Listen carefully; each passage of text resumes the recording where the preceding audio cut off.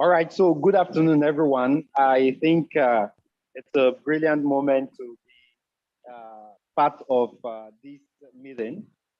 We have, we know the industry suffers quite a handful of challenges now, ranging from high cost of feed and then, of course, the high cost of input.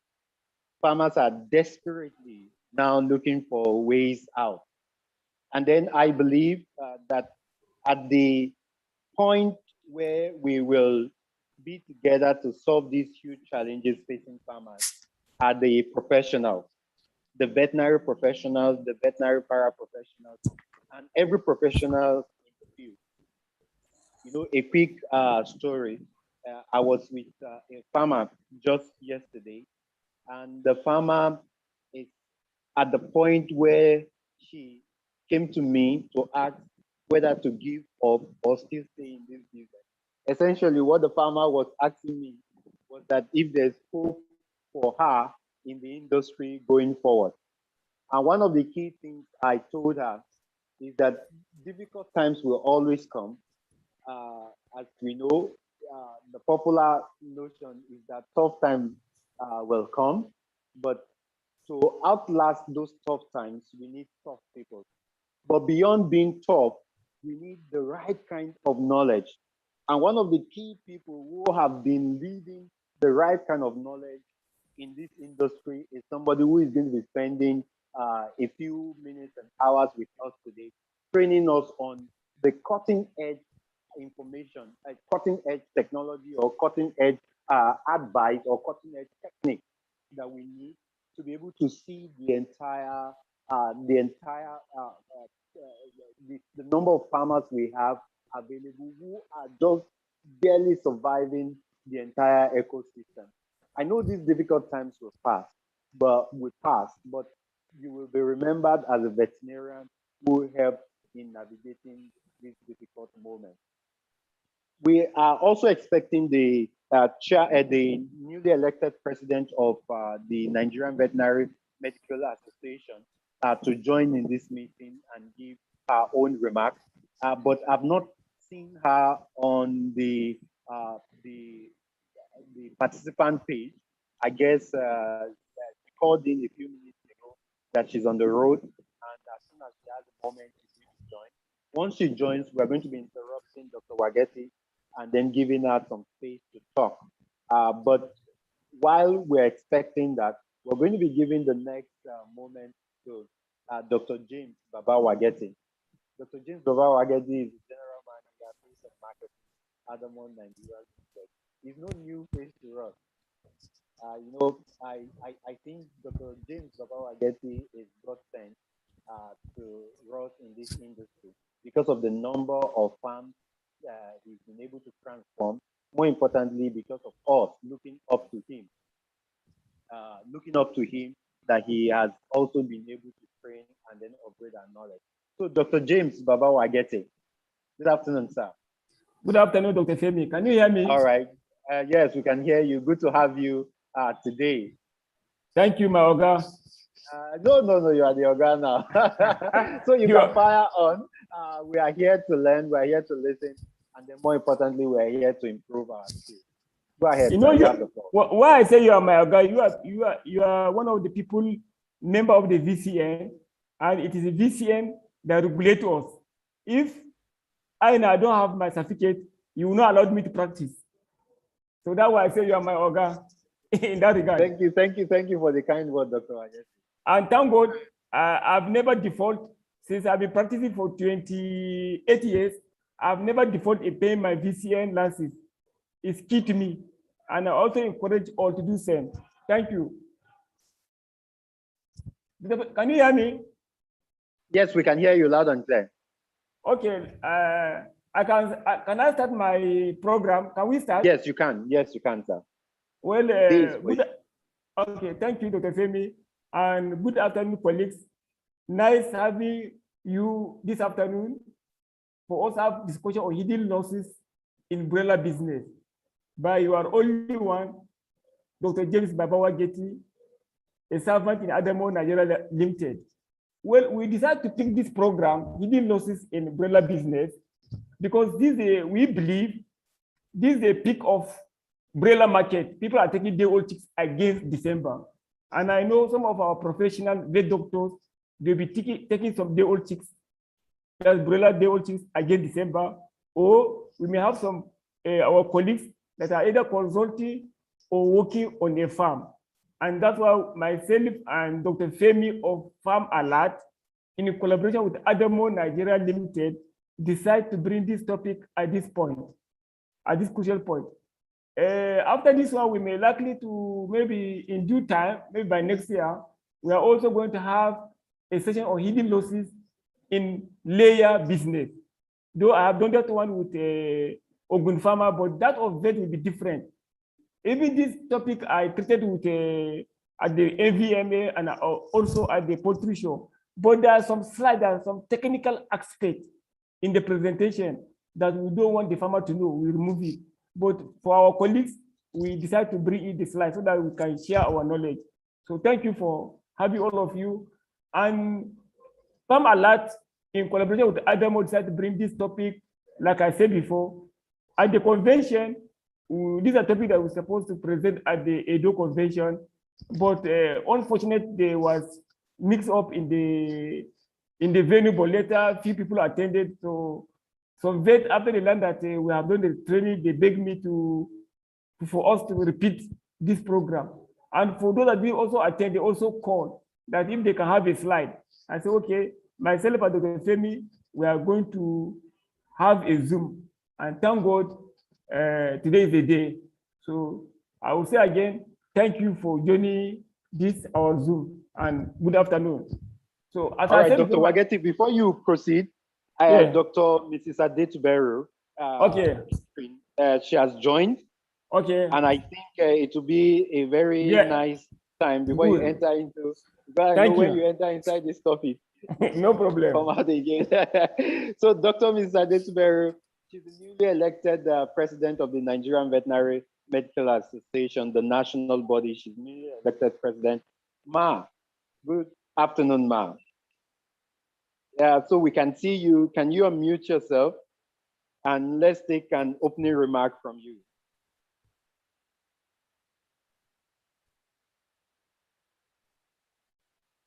Hello, Ma. Can you unmute yourself? Can you hear? No, she's on transit. Okay. Ma, can you hear us? Can you kindly unmute yourself?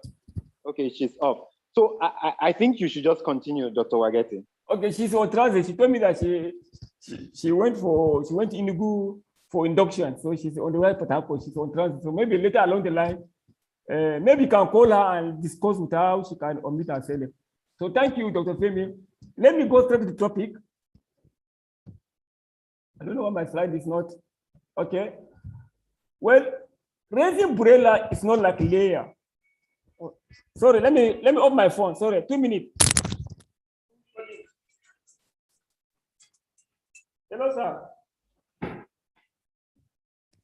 Sir?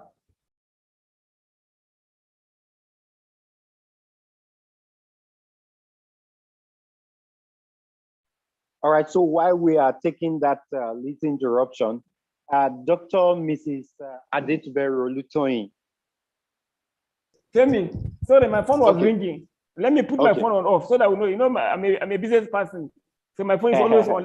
Let me put all my phone on mute. Let me unmute all my phones so as not to distract.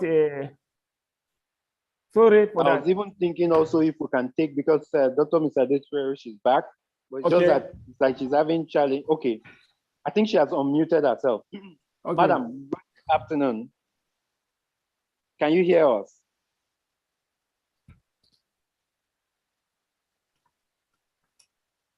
We can't hear you, ma'am. All right, so Dr. Wageti, just go ahead. I'm going to be placing a call across to her. Anytime you can post me and I will you can post me. Okay, thank you. Raising broiler is much like building a house. So I want all of us to know as a professional. And when you are building a house, a good deal of effort goes into planning and construction. If not, the house will fall down. The same thing in broiler business. So to maximize broiler performance, that's the aim in broiler business. To maximize broiler performance, it is important to consider multiple aspects in broiler raising. One, the genetics. So when you are taking day-old chicks, know the genetics you are taking, and know the management guide. There are so many genetics in Nigeria, so know it as a veterinarian. And then the chick quality. It's just unfortunate that all these day-old chicks, the hatcheries, the way they are producing the day-old chicks, most of them are not coming in a good quality way. And we veterinarians, we do help matter on that also. So chick quality is also important as a veterinarian. Then the health, that is our constituents, and then the environment, that is housing. These are the aspects that you have to consider to maximize broiler performance.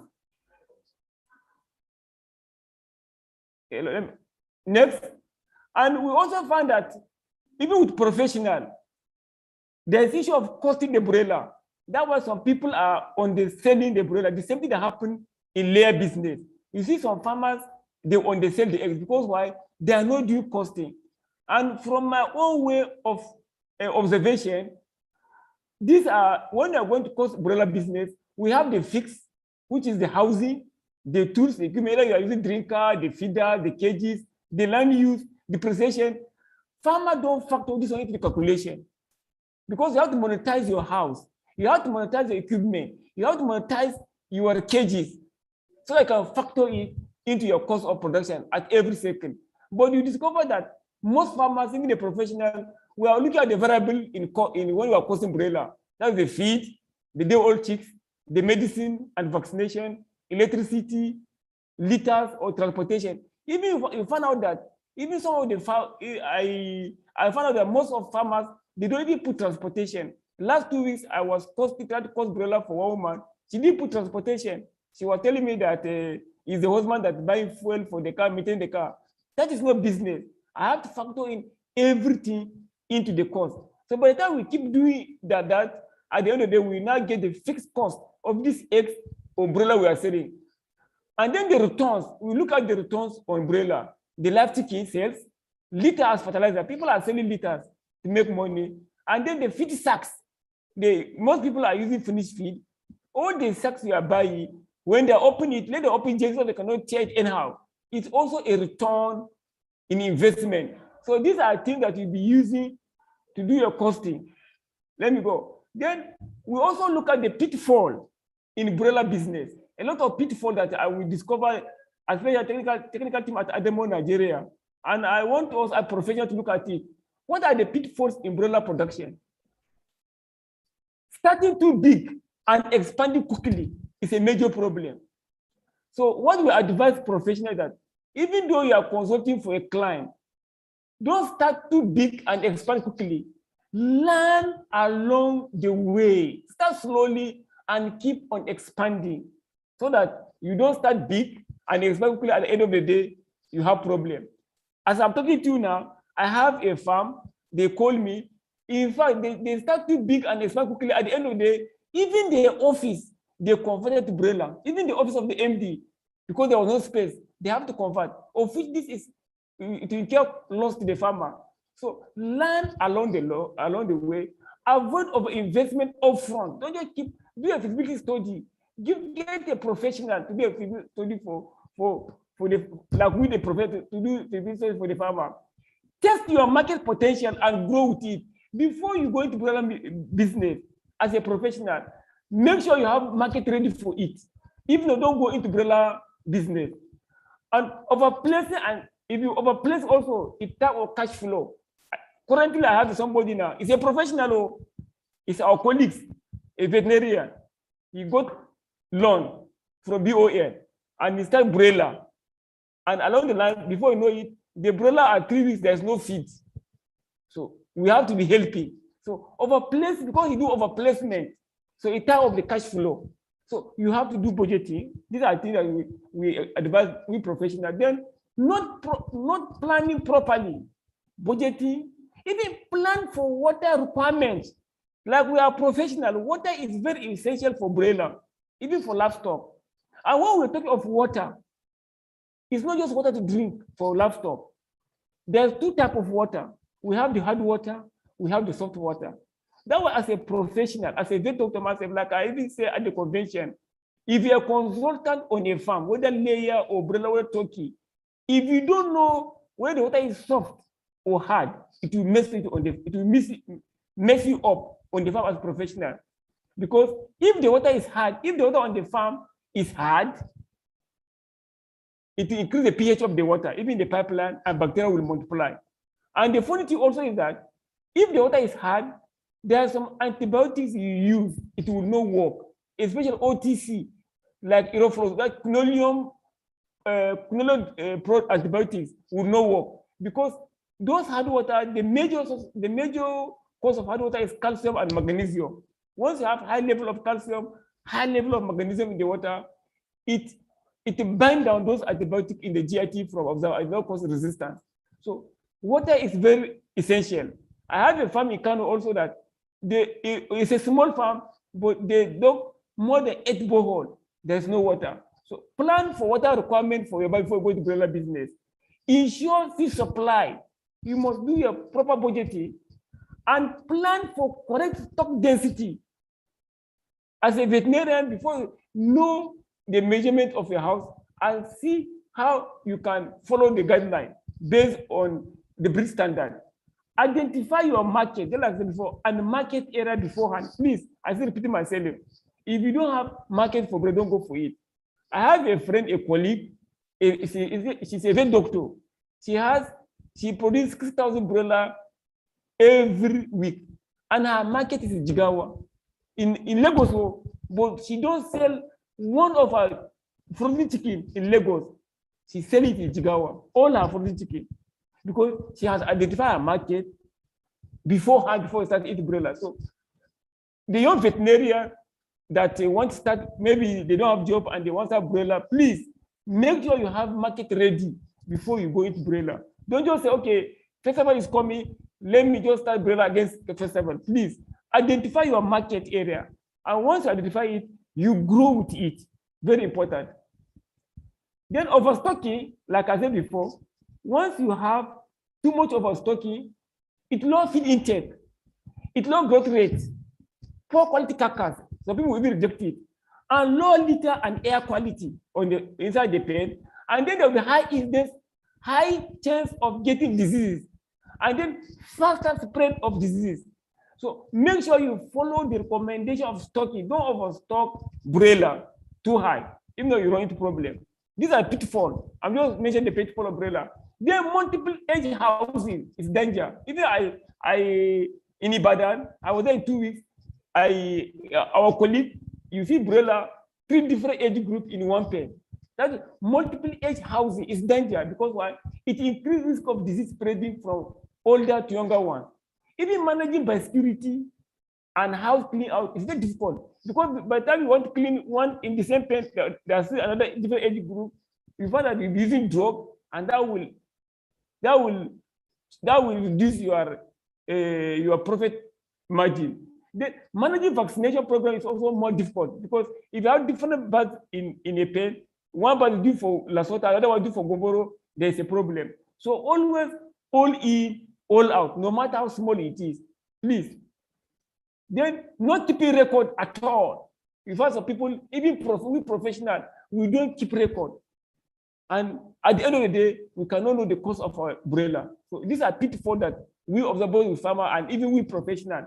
And not using reputable brand feed seller and chick supplier. Please, feed is biggest expenses when raising chicken. So you need good genetics to optimize your operation and maximize profit. Don't buy feed because it's cheap. Always go for quality. I don't want to mention name of any brand feed, but at least there are some people, all of us who are professional, the reputable brand feed, go for that one, please. I'm not consulting expert. Well, that's why we are professionals, so these are for farmer. So this issue is for farmer. Even for vet, don't think that because you are vet, if you don't have knowledge, ask consult expert, our colleague that know about broiler. If you're in Abuja, we have people like Dr. Okeke, Don't go and consult in Abuja or in your area, in Nasarawa. We have some professionals like this. Okay, consult them, even though if you talk to. And no proper clean out or clean out time. These are things that affect, that we discover as pitfall for broiler business. Well, now we are going to the main topic of today, hidden loss in broiler business. One, look at this broiler. In 1930, to get 2 kg broiler, the bird will consume 9.4 kg of feed, and it takes 112 days. After 20 years, the scientists work on the genetics. 1950, to get 2 kg of feed, the feed now built from 9.4 to 6 kg. That means they are able to remove 3.4 kg and to get 2 kg, and it takes 84 days instead of 112 days. Again, after 20 years again, the scientists work on this broiler again. And now they reduce from 6 kg to 5 kg.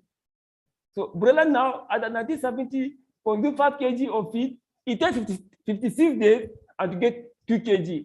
Then after 30 years, 2000 to date, and that's what we are now, 2000 to date now, a broiler to get 2 kg, a broiler is supposed to consume 3.5 kg of feed in 40 days.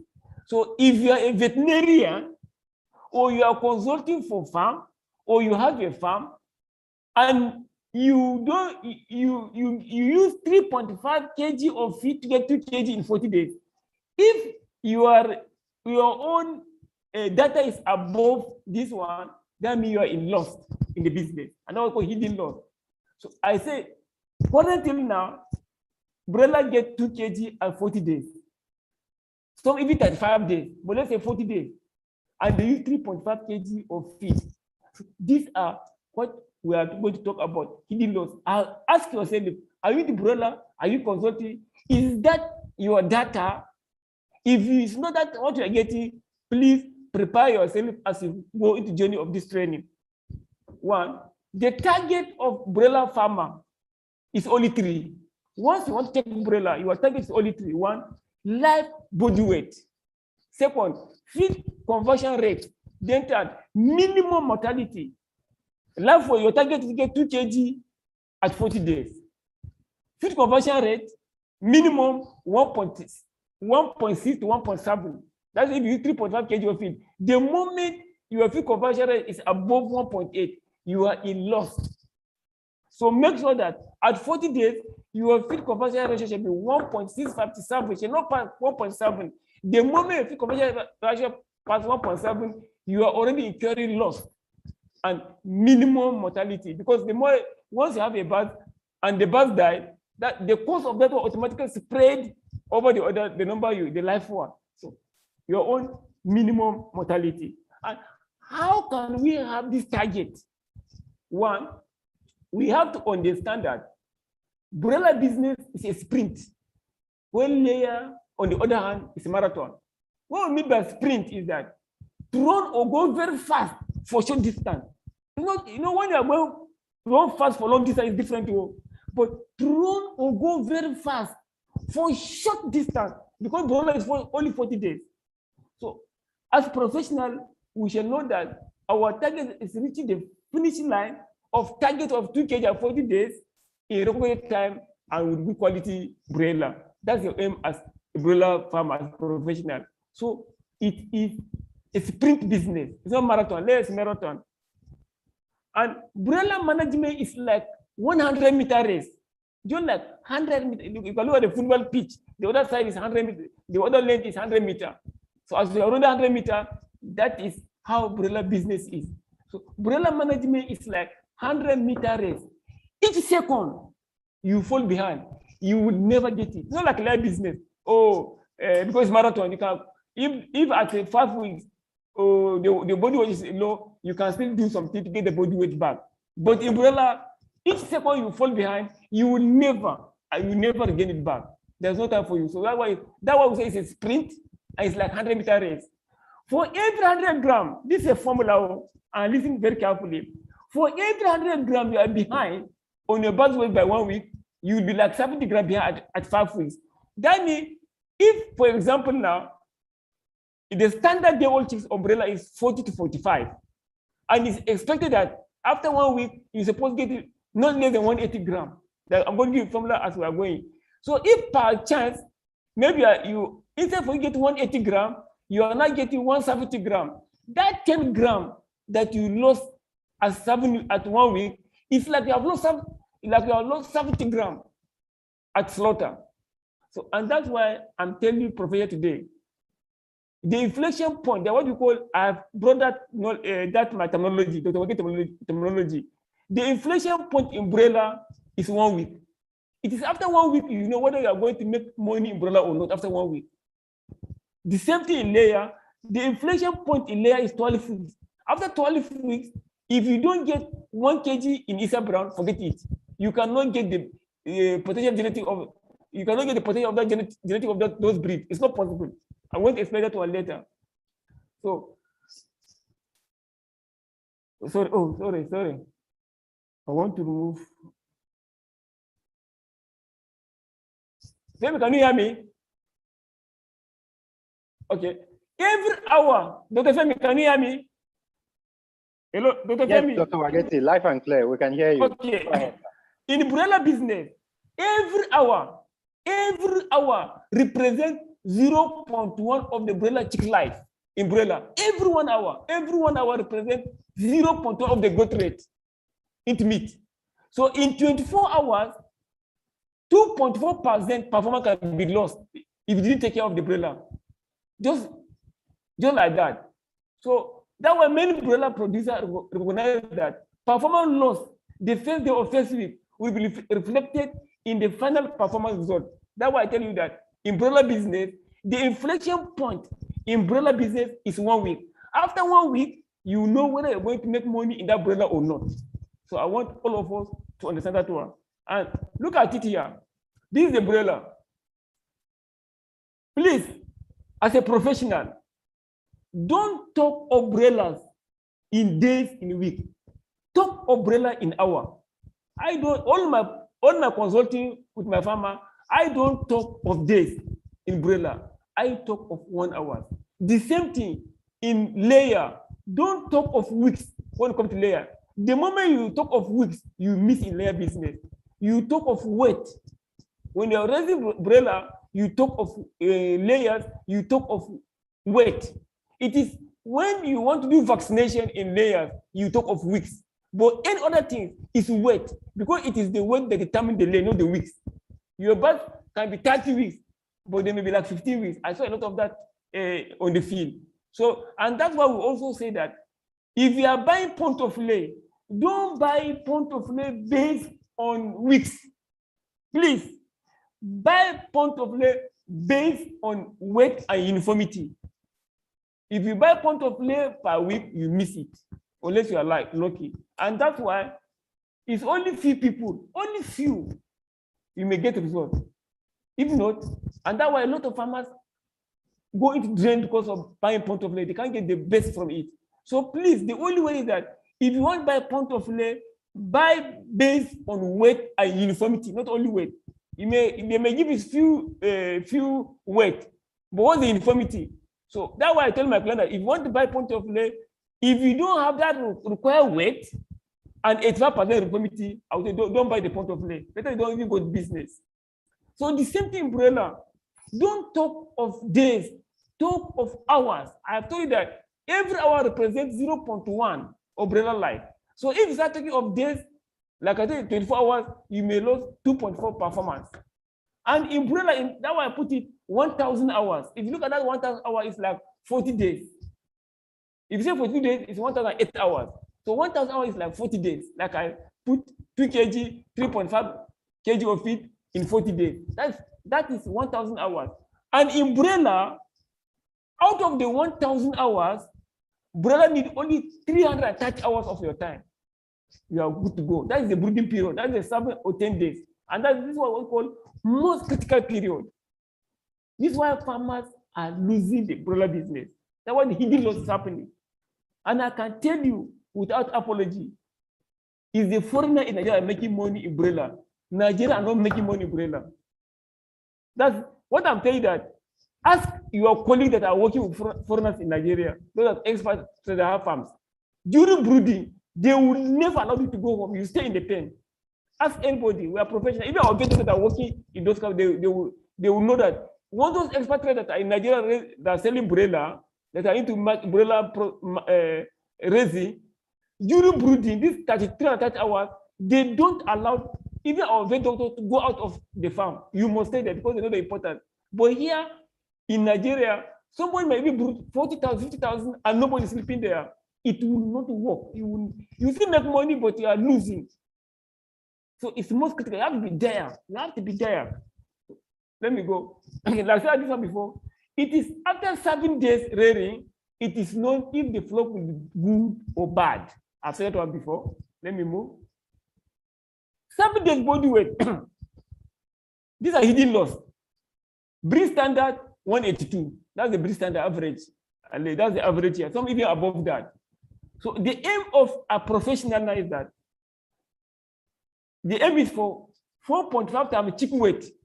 That the moment you collect your day-old broiler, weigh them, weigh minimum 100. And that's maybe 1, 2, or 3. The minimum you want you weigh in broiler or pullet, anytime you are weighing, is 100. Anytime you are weighing your bird and it's less than 100, forget about it. There's no difference between you and somebody that didn't weigh the bird. Whether you are weighing broiler, you are weighing pullet, and what you are weighing is less than 100, there's no difference between you and somebody that didn't weigh at all. So the minimum you weigh is 100, or 1% of the population is better. So, like I said before, the standard weight of broiler in Nigeria is 40 to 45. Then if say 40 times 4.5, that's a standard formulation, is 100 grams at the serving. If you don't weigh your bird, that's why sometimes you keep tracking. The moment you bring your broiler, you weigh it. Then you weigh minimum 100 and find the average. It give you 40 or 4.5 or 42. Then whatever value you get, use that value times 4.5. That is the way to expect to get after 1 week. That means it's giving you a track. But if you don't weigh you don't bring broiler, you don't weigh, it's like you're driving with your eye closed. Look at the 7 first final kill weight. If you look at it here, if, like I said before, the standard is maybe you collect a broiler, you weigh them 100, you find the average and 40 grams. You now say 40 times 4.5 is 180. If after 1 week, that's 7 days, you get 10 kg, maybe 190 grams. Listen very carefully. After you collect your birds, you weigh them 100, find the average, and maybe it's 40. 40 times 4.5 is give you 180. Maybe after that 1 week, you go to 190. 190. Then you have got 10 kg extra above the standard umbrella raising. That 10 kg extra that is on top of that after 1 kg is like extra 70 grams at slaughter, free without feed. That's the secret. But that's why those expatriates, they work towards that. But if after 1 week also, if they get 180, they get 170, it's like they remove 70 grams as slaughter. These are the secret important business. So that was it. 1 week is the inflation point. That one will determine whether they're going to make money or not.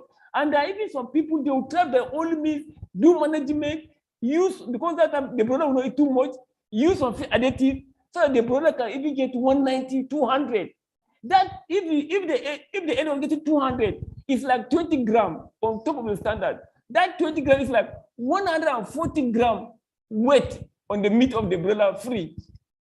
And if you sit down as a professional, even that 70 grams, if you sit down naira and kobo, how many feed you will use to get 70 grams is in millions, but people don't know it. Let me move. Yeah, I want us to look at this slide critically.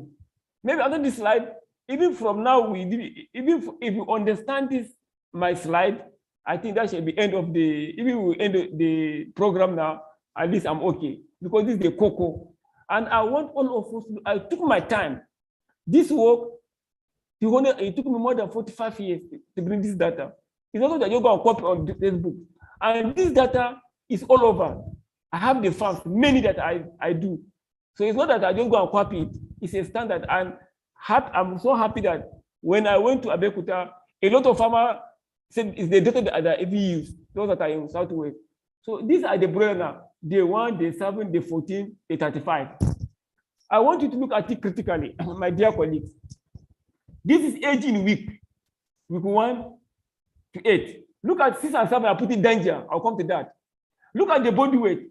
This is the standard in Nigeria open house. Open house. These are standard body weight after 1 week, after 2 weeks, after 3 weeks. These are standard body average. If you are not getting this weight, then you have to look at yourself, even as a professional. Something's wrong somewhere. So this average weight gain of broiler, all the broiler, irrespective of which breed now, whether come 500 Aboka, this is what I use and almost give me the same result. Like the breed, the birds grow averaging 20.4 gram weight every day. Every day, this is the weight gain in broiler. 20.4 gram every day they are adding to weight. Then after 2 weeks, the growth is 41.3 gram weight every day, not week. So another 20.4 times 7, that's the way they will get in a week, and so on and so forth. After 3 weeks, they grow by 64.06 gain every week, every day. Then at 40 weeks, they will grow by 81.74 every day for that 1 week. Then at 5 weeks, they grow by 91.56 every day. But after 6 weeks, you can see 93.86. Then after 6 weeks, the increase weight is dropping 90, 83. So broiler now, anybody that keep broiler after 6 weeks is a loss. Any farmer, whether professional, you will keep broiler above 6 weeks, you have lost a lot of money there.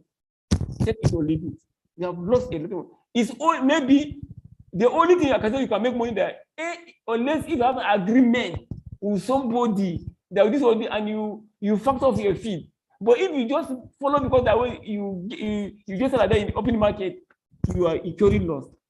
So because after 6 weeks, immediately after 6 weeks, all breed in Nigeria, they weight start going down.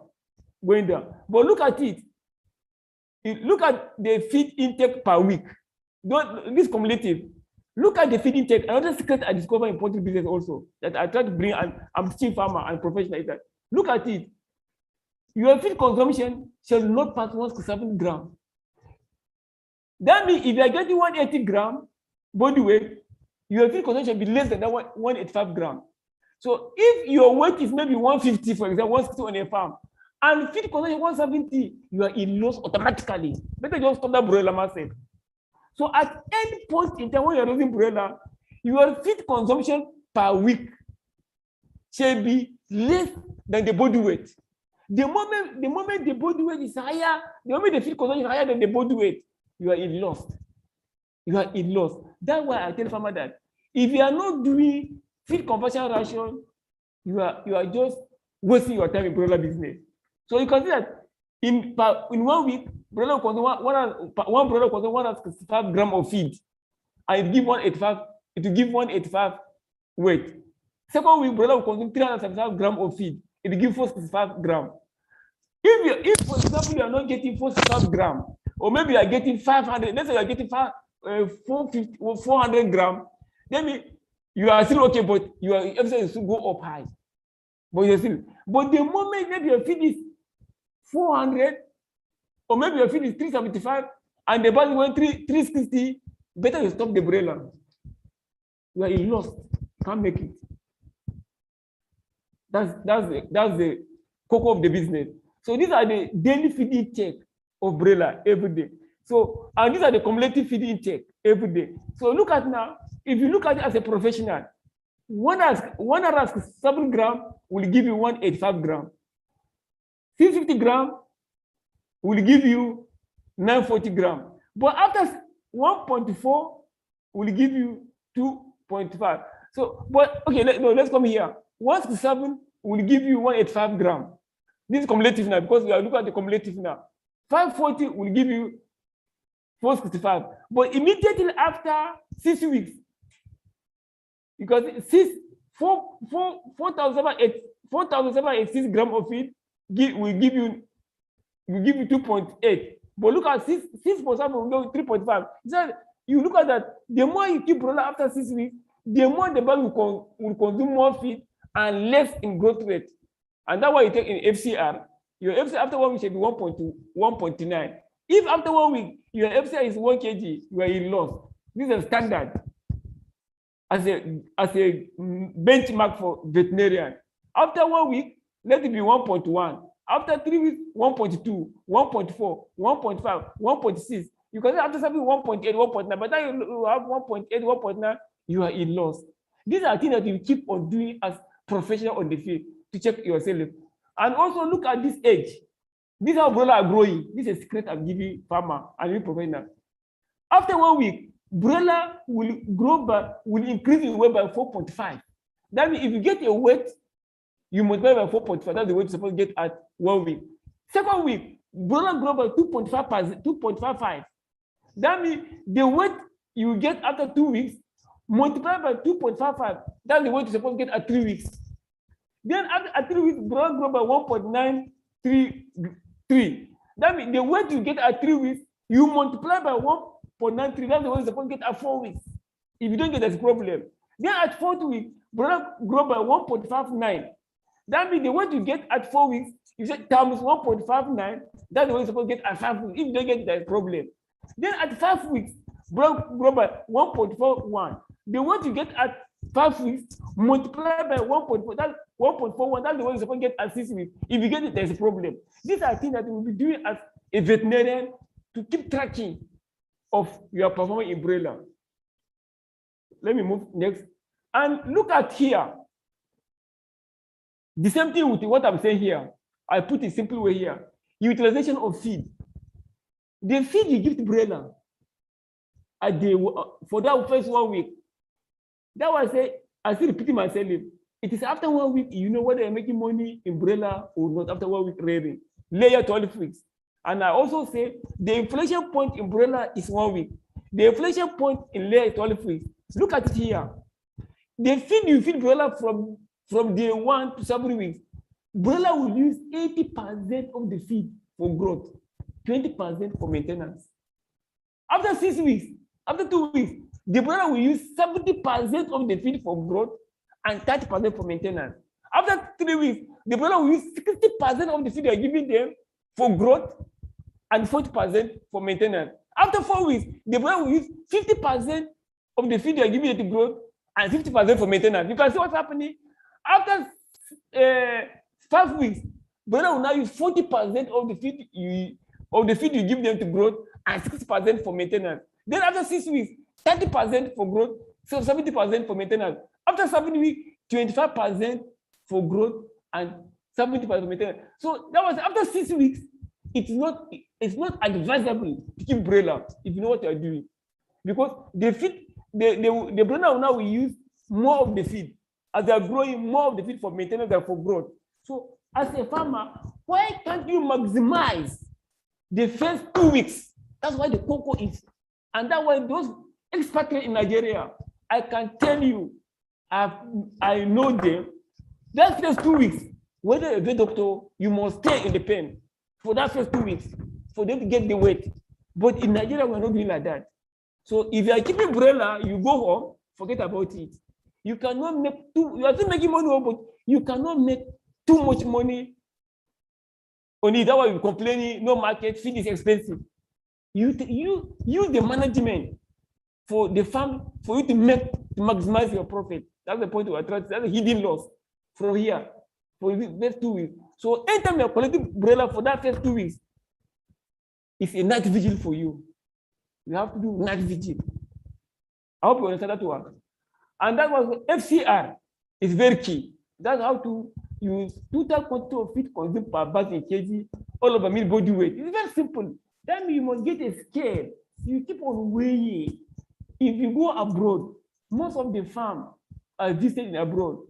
They have scale. There is no broiler farm, even layer farm in abroad that don't have, even now because of human error, they don't use a manual scale.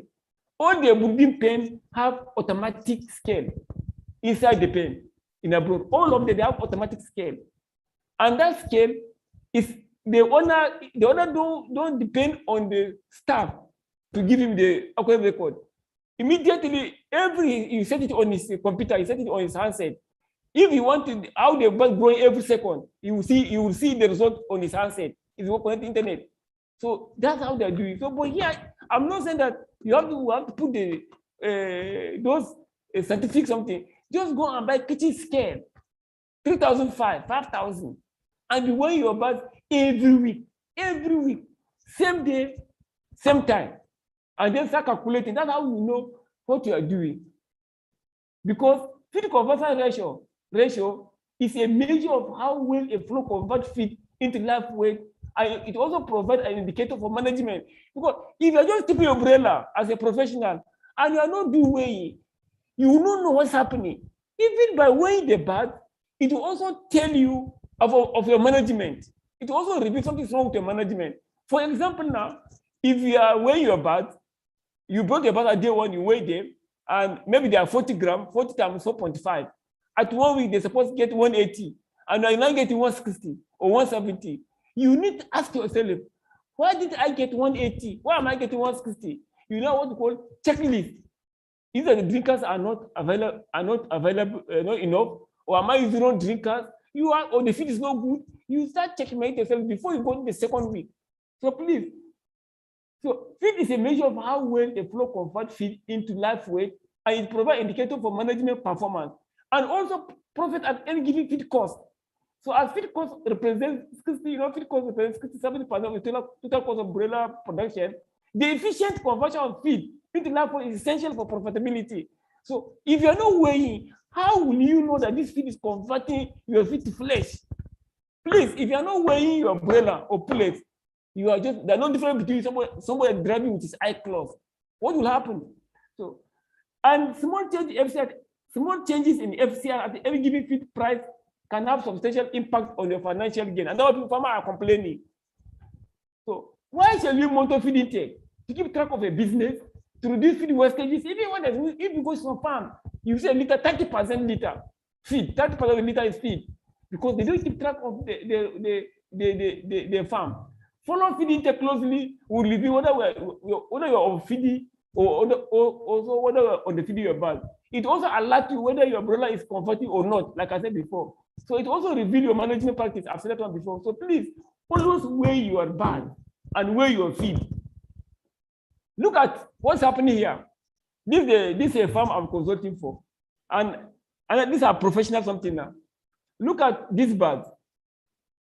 DOC received. Number of live chicken on arrival, we received 13,235. Number of birds on arrival, that is the mortality, 6. Average weight of those birds is 45 grams. You see? But the following week, after 1 week again, we took another bird from the same hatchery, 6,610. On our number of mortality on arrival 4. Average weight of arrival 38. This 38 now is a big loss to the farmer. So that way, we are teaching farmer now, and to see how vet can assist them. And look, and I'll be training veterinarian on that. I don't want to be farmer. I think I've trained more than 40 states. I've been to Kwara, Lagos, Abuja, Kaduna, Kano, Akwa Ibom, Asaba, Edo, Enugu, and so many of them were to train veterinarian on this, because farmers don't know it. And even with veterinarian, we don't know it. We don't know, none of us don't know this one. That means what I'm trying to tell you, that as a farmer, once you collect a day-old chicks, call a vet to come and assess it. And why I'm training veterinarian on this, that I have opportunity to travel around Germany, France, Netherlands. I meet all those veterinarians and I ask them, in European country, they are no more using antibiotics. They are banned use of antibiotic in poultry. They are banned. So if they are banned use of antibiotic in poultry, so what is the work of the vet? There will no diagnosis, no biodrug, no postmortem. So that means vet is kept aside. And And you find that they use more of this acidifier, probiotic, macrophages, than what farmers are using to curtail all these bacteria. If you don't know about this formulation, there is no way you can use acidifier in a feed. There's no way you can use macrophages in feed because it also helps in feed digestion. So that means they need animal science. So that way, those vets in those states, they are making money because of this one, how to assess a bird. Because things are going wrong in the hatchery, but farmers don't know. Even if we don't know, a lot of things are going wrong in the hatchery. But by the time as a vet, you hold a day-old, I'm training vet, when you hold a day-old chicks, you should know the age of the parent stock. You should know what must happen wrong in the incubator, even transportation, so that you advise the customer what to do. Like this summer now, we discovered that there's problem. What I discovered there is that they hatch the broiler from young parent stock, and already the standard is 40 to 45. That means we have lost 2 to 7 grams, which is a lot. So this one now we have to work hard and look to get the birds back. And by the time you calculate, it's going to millions of naira. But farmers don't know. So that way, please, as a vet, from 0 to 21 days, use bulk weighing. Use bulk weighing. But when from 21 to 28 days, weigh individual birds. Don't weigh broiler after 21 days in group. From 0 to 21 days, weigh in bulk. But from 21 to 28, weigh individually and find their body weight and coefficient of variation. Let me be fast. And when you are weighing, like I said before, samples should be collected at different locations, not in one place, around the house, and all birds is same weighing. A minimum of 100 birds, like I said before, shall be gathered per pen or per house. Like this one, differently, you pick some here, you pick some here, you pick some here. Not in one place. That will weigh. So these are how to, so that by the time you calculate now, it will not throw you what has gone wrong. By the time you get the weight of the birds, the body weight, the feed they have consumed, it will not change, it will reveal what has gone wrong in your management. And the major aspect is this FCR. That's the cocoa in broiler, FCR. And now, how do we solve or prevent FCR problem in a flock? That's why we are going to look at it. And as a veterinarian, you need to observe, investigate, identify, and act. Anytime you are a consultant, you have a farm, or you are working on a farm, always observe, investigate, identify, and act. Please. And how to solve or prevent FCR problem? These are things that I will recommend for us this afternoon. One, delivery time. Delivery time of broiler is very key. Very, very key. So if you are a consultant or you are working on a farm and you know that they are going to collect the farm is going to collect their own chicks, try by all means the chicks reach your farm in time. Don't delay it. Don't delay a customer that will go and collect their own chicks in the car and will not branch to buying vaccine or go what they are buying vaccine or drug. No. As they collect the birds, they shall come to the farm straight, no waste of time. So delivery time is very key in broiler. I'll have to explain that one. Then what you call breeding essential also is key. These are things that are key to improve the FCR. And when we talk about the breeding, we talk about the quality of feed, the temperature, the water, the air, the light. And this temperature, I can tell you, if you don't have a vet to come and assess your birds, you may not get it. You may not get it because farmers don't know what's happening. A lot of farmers don't know. The temperature of their own chicks from your parent stock and the temperature for their own chicks from old parent stock require different temperature. But most farmers in Nigeria have collected their old chicks, breeding for 1 week, either 32, 35. It's a lie. That must have to change. So that's why they need a vet. That's why we're teaching them. So that by the time you come and assess your day-old chicks, like I told you before, I've trained 14 states, and it's up to us to talk to the farmers so that they can call a vet doctor to come and assess the birds before they know what to do. In fact, sometimes if you assess the birds, sometimes if you assess some day-old chicks, I don't give antibiotics because if the birds are dehydrated, for example, and you discover in your assessment they are dehydrated, If you give antibiotic, the more they will die. So at that time, we give the glucose. That's why they need us, the farmer. But it's up to us also to work hard to learn. How do we assess the old chicks?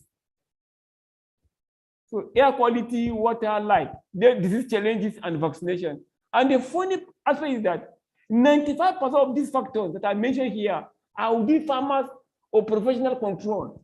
Delivery time, quality feed, temperature, water, air, light, and even disease challenge and vaccination. 90% of this problem of this 9% of these factors are within the farmers and professional control. But unfortunately, we neglect it. Look at what we have done, and look at here. Oh, sorry. When you have problem in Broiler, that was called checklist. If the average daily gain weight is low, like I told you, 20, like first 1 week, 20.4 grams every week, second week, 41.4 grams. If you discover that your birds are not growing, that's our daily gain is low. You look, the first thing you should look as a professional if you go to a farm, look at the feed. That's what you discover. Look at the drinkers and feeder.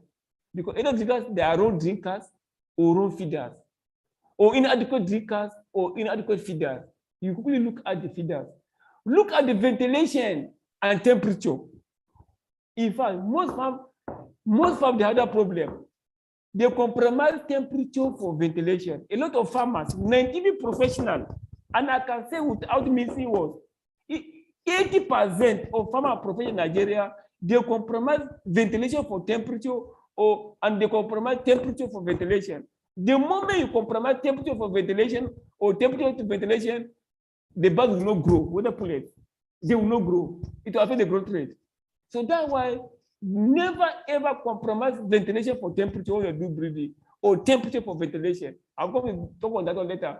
Then you look at the lightning and then the health. These are factors that if you don't see that the birds are growing, and if you have high community mortality in Broiler, one needs to look at the ventilation temperature and litter. I didn't put litter there, and the health.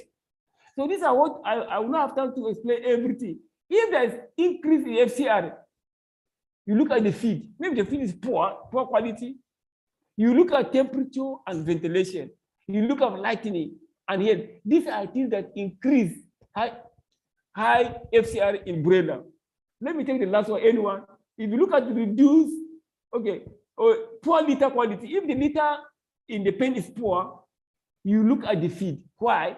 Because if the farmer, maybe there's too much salt inside the feed, the bird will have water diarrhea. If the farmer uses a lot of protein that is not good, even animal protein or protein that is not digestible, they will be diarrhea, and the litter will be watery with ammonia. You also look at the drinkers and feeders, if there's 4 liters. Now, how did they position even the nipple? Because for the first 1 week, you position the nipple at the eye of the liver of the chicks. After 2 weeks, you position the nipple at the back of the chicks. So how did they do that one? A lot of farmers don't get it. You now look at the ventilation temperature. You look at the lightning. You look at the health. This is what called poor litter in Broiler. So reduce feeding take, reduce water take. These are things as a veterinarian. The moment they give you a complaint or your farm, you use this one, as I listed here, to checkmate what we call audit. We call it audit. If you go to a farm, always audit the farm. And that's why I advise veterinarian, don't attempt farmer on phone. Don't ever attempt farmer on phone.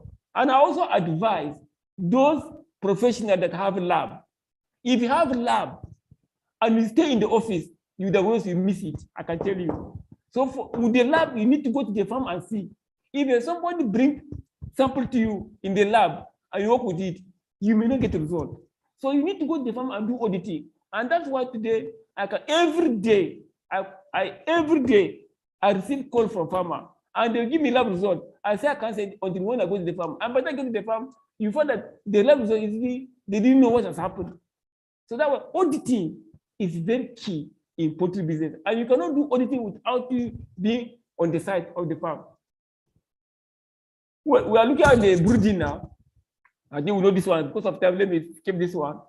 So because we are looking at how to increase the FCR now. The goal of brooding in broiler is what? To stimulate early feed and water intake. Number one. That's why early delivery is very key. That's why I put delivery is very key, delivery time. So by the time you have delivery time and you do your brooding, it stimulates early feeding and water intake.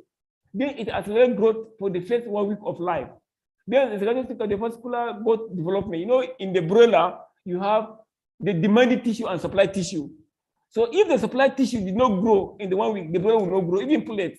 So as a vet, we should know which organs are the supply tissue, which organs are the demanding tissue. At one point, do they grow? Both in broiler and pullet is key also. But I don't have to explain that one. Then flock infirmity. So without effective brooding, performance will be compromised. And this is the most effective period. That's FCR. So ensure temperature regulation development first 1 week. More effort during brooding, better result in the final flock performance. That's we are going to talk about that one. But more effort, because I put for more effort during brooding, better result. More effort, better result. And that's why I say that the expert rate in Nigeria, during that 335 hours out of 1,000 hours, nobody leave the brooding pen. Nobody. Because of more effort, better result. That's the key in broiler. More effort in brooding, better result in final. Because more effort during brooding, better reward in final flock performance. And if we look at this temperature, most critical is day one. Don't play with it. If you're going to broiler, sleep there. If you don't sleep there, you can never make anything from it. Cut it from me. And most critical, that's 1 day. Critical 1 week. When I say don't sleep there as an owner, I'm not saying that even you, the owner, should sleep there. No. And what I'm advising the farmers, even the professionals, there is no state that don't have GSM now. At least it's part of the bush. So buy 100 phone for your those that are in charge of brooding, and buy data for them. If you buy Glow 1,000 Glow data, you cannot be utilized in even 1 month. So in your house, you wake up around 3 o'clock, 2 o'clock. Let me see the bird with video call. You sleep back. Because the problem is from when you are brooding, both layer and layer plate or broiler. The problem is from 1 a.m. to 5 a.m., especially in Southwest, because humidity is high here. And usually humidity is in the night. All of us know that one. The humidity is in the night. So if you are doing brooding, there's high humidity and there is temperature low or temperature go high, the bird will die. And that's why sometimes in layers, you see in the daytime, no mortality, minimal mortality. In the morning, high mortality. That is humidity. Some people say heat. No, it's relative humidity. So the moment you see mortality early in the morning, but the following day, in the daytime, you have few mortality. So the mortality is happening in the night from 3, 4, 5, 8. That's why the birds are dying because the humidity is very high at that point. And that's also say ventilation and temperature don't compromise each other. So less critical, second week. Litter, even litter now, you have to measure the temperature of the litter, even the flow. You have to measure it for those that are in the broiler business. Because what we are measuring is that in those days, when I was managing a farm, that was after my graduation, 1994 to 1999, when I was a manager on a farm, 1994 to 1995, when I was a vet doctor on a farm, the wood we are using for wood shaving is a dry wood. Because the code they have to, if you go and cut the wood, it has to dry before you can make a plank. But this day again, they cut the wood that very day, and they make the plank that very day. So most of the wood shaving from sawmill, they contain 30% moisture. I've done that one. I've gone to feed the mill, all of sawmill, and take 30% temperature moisture inside. So that the moment you bring it, before 3 days, litter is wet. So and your brooding will not be effective. And the worst part myself, some of those wood, what will contain high tannin, and when the bird picking the feed, before there's mortality, toxicity. So if you concrete flow, you have to measure it. It has to be 20 to 30, because if the flow is temperature below this one, there's problem. I'll come to that. So high breeding temperature in a place, you can see, these are what we discover in Broiler. That's dehydration. If there's high temperature, there's dehydration. The body of young chicks contains about 70% water. So continuous high temperature causes loss of water for the body. And if water loss about 10%, the chicks will die due to dehydration. And also pasting. If there's high temperature, this is another problem of high breeding temperature, where first feces block the vent. Pasting ultimately results in death. We see a lot of even professional farm. You see pests like this. The feces block the vent. It's because of high temperature. Or if there's no water also, two things can cause pasting: high temperature or lack of water. So anytime you go to a farm, look at the legs of the bird. If you see white like that, that means there is a dehydration. Even that was when you're doing assessment of the old chicks, you look at the leg. Do you see any white like that? Once you notice it during your assessment of the old chicks, that means there's dehydration. And chilling also, if the temperature is too cold, the birds will come together and use the feed to generate the energy, or another thing, they will suffocate. You see mortality. Let me fast. That's why I say feed utilization at low temperature. Are you telling farmers it's better you use charcoal than for you to use a feed? There are two things now. If your body temperature is not good, the birds will use your feed to generate heat. That's why it's cheaper to use charcoal to heat your house than for you to use a feed. But people, even some professionals, they do that one. Metabolism of feed leads to heat being produced by the chicks. At the temperature, that's why this one is professional discussion now. Metabolism of feed leads to heat produced by the chicks.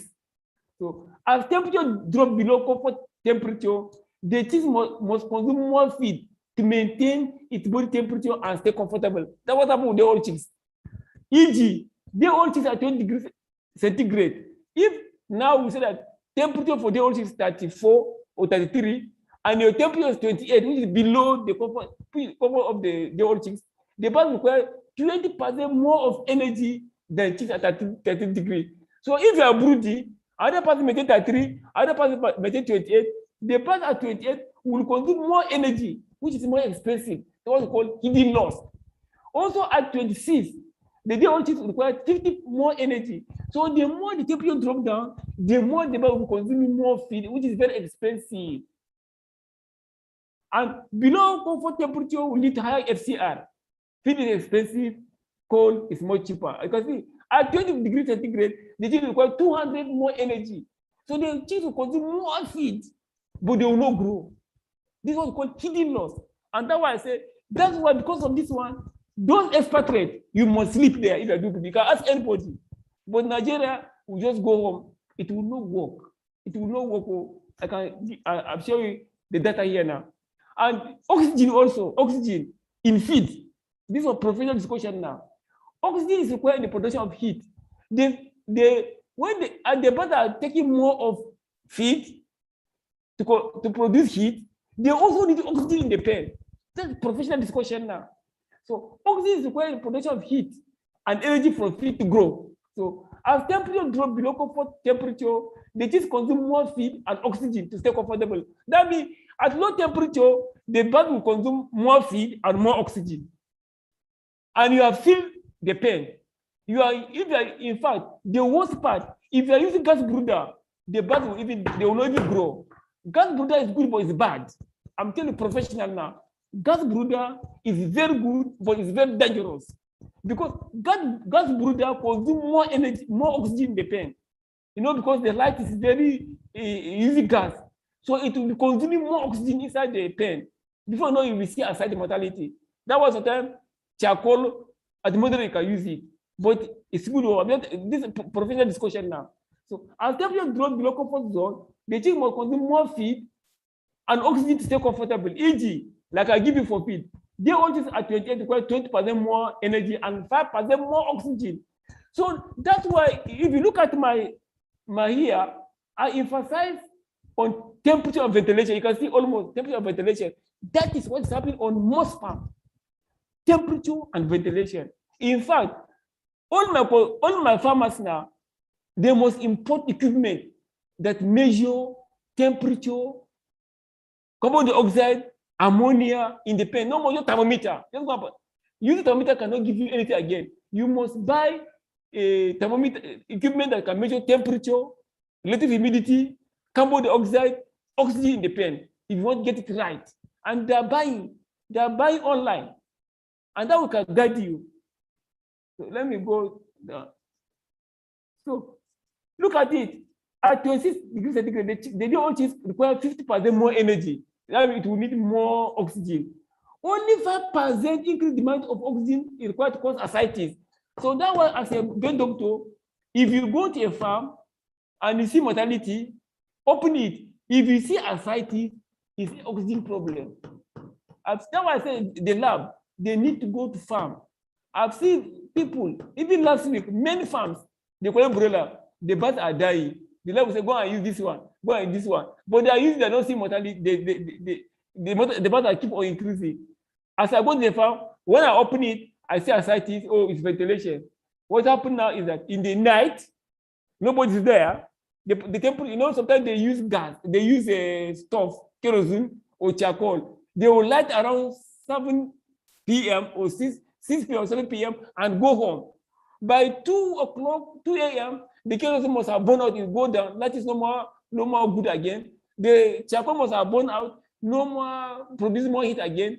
And the temperature is dropping. Before you know it, the bird is making noise. So what happened? They consume more feed, they need more oxygen, the place has been filled up. So you don't see ascites set in. It's very simple, technical. Very simple. So please, as vet, we need to go to the farm. We need to put all this into practice. And these are recommended temperature that I recommend for brooding broiler. And these are, if you go to a farm, you see that, you know, all this one, we know this one, let me leave because of our time. So avoid, I say, avoid using wet or damp shaving to breeder. Don't use those as a problem for the chicks. Pay attention to areas near drinkers and feeders. If you go to a farm, pay attention near drinkers because of them, they feed drinker in one place, permanent. And as the bird is drinking the water from the water, you see the water will be dropping down and make the place be wet before no coccidiosis. So always pay attention to areas near drinkers and feeders. Let it keep on changing. Feeder the should keep at the height so that dropping cannot contaminate them. And litter is important in regulation of body temperature because this litter, farmers don't know. In fact, I will come to that if there is time. Most of liminence in broiler paralysis is because of litter problem also. And I'm going to say it at the end of the presentation. Litter is important in regulation of flow temperature and subsequently the chick's body temperature. So the litter you are using is not only for regulation of flow temperature. It's also important in chick's body temperature than even the charcoal you are using. So return litter raking replacement is essential. Remove one litter promptly and religiously. Anytime you see wet litter, then they remove it. They should not waste time. Avoid wet or check litter as those litters are conducive to outbreak of coccidiosis. Fresh shaving must be dry and friable. The moment you enter a farm as a professional, grab the litter with your hand and squeeze it. By the time you release it, it will tell you the nature of the litter on that farm. It's very simple as that. Look at here. When I say that flow temperature and litter temperature is very essential in even raising day-old chicks, whether broiler or pullets. Look at this diagram. As a professional now, look at it closely. This is a temperature 35. The litter should be 31 degrees centigrade. The flow should be 28 to 30. That means the bird will stay comfortable. But look at it here. The litter is 30. It's a wet litter, 30% of 31. That's 1 degree centigrade difference. When the flow is 24 degrees centigrade, the temperature is 35. Here, this bird now will consume more feed or they will even suffocate. Because why? The birds, they are the only animal that they can receive heat and lose through feed. They are the only animal that can their own chicks within first maybe 1 to 10 days. They receive heat and lose through feed. So that's why temperature is very essential. Most people don't know that one. Most of them don't know that one. That wind shaving is very essential to regulate the bird temperature. It's not only for the flow. And that's why we tell farmers that before the birds arrive, preheat the house. It depends on the period now. If the weather is very cold, you can, our advice even heat 2 days, keep on heating it so that the flow will be heated, the wind shaving will be heated. By the time the birds come, they're okay. And if you are professional like us, Buy this equipment. They are not expensive. Buy thermometer. As you go, measure it. Is it 31? Keep the heating. Measure the floor. Remove some wood shaving. Put the thermometer. Is it up to 30, 20, 30? If not that, keep on heating it till when you get out before the chicks will arrive. That's what we are doing to some farmers now. If not, the bag will look at it and the temperature of the old is 40. But when it becomes 38, that means it's cold. And so please make sure you preheat your house. You can see the importance of litter. And sometimes as a professional, if you enter a farm, they are putting birds. As you are walking around inside, take birds, take the leg of the birds, and place it at the back of your neck or the cheek. If it is cold, that means the floor temperature is very cold. But if it is warm, that means the floor temperature is also good. If you don't have a thermometer now to measure it, you can use the chicks to measure it. You can even use the day-old chick to measure the thermometer of the floor or the chicks is safe. By the time you take the leg, put it at the cheek. That means place the feet against your neck or cheek. You can really learn how warm or cool the cheek is. If the feet is cold, that means the floor and the litter is not good. But if it's warm, that means the flow and temperature is good. The same thing in layer. If you go to any layer farm, if you touch the comb, any farmer liner, anybody that's laying, if you touch the comb, it will be very warm. But if you touch comb of any layer and it's very cold, that means that layer is not laying at that point in time. It didn't lay on that day. It didn't lay at that time. It ceased laying. So anybody that ceases laying, the comb will be cold, be very cold. But if it's laying, it will be very warm. It's the same thing, the old chicks. If the environment is active, the leg will be warm. But if the floor is cold or litter, it will be cold. Ventilation is very key to remove ammonia. I don't need to go that one. But we feel temperature ventilation because they go hand in hand. But most things that brother pain become problem when brother is closed. A lot of people they will even nail the breathing place. That is stupid. You see the farmers, you don't need the breathing pen. There is no place for allowance. So when you are making a breathing pen, you should make a problem adjustment. That way, don't compromise temperature for ventilation or ventilation for that way it's coming now. They go hand in hand. Because if you close this completely, there will be lack of oxygen. They will accumulate carbon dioxide. It will weaken the bird and cause them to die. And some people, ignorantly, farmer will be raising, when they want to close ventilation, they'll be opening from down up. It's very wrong. When you want to close ventilation, it's from up, you come down. So that way, we have to teach them. Farmers, when they want to brooding and they want aeration, maybe ventilation, they'll carry the sack from down and carry up. It's not like that, my brother. If you are vegetarian like that, so learn it today that you have to carry from up down. Because inside breathing pen, the oxygen at the chest level. The oxygen, they are at the chest level. The ammonia and carbon dioxide, they are gases. They go up. By the time they go up now, and they don't have place to go out, they come down and displace oxygen. You see ascites. Like here, for example, this is carbon dioxide and ammonia. If you fill the place, that means the ammonia will go up. And if there's no ventilation for them to go out, they will now come down and displace the oxygen at chick level.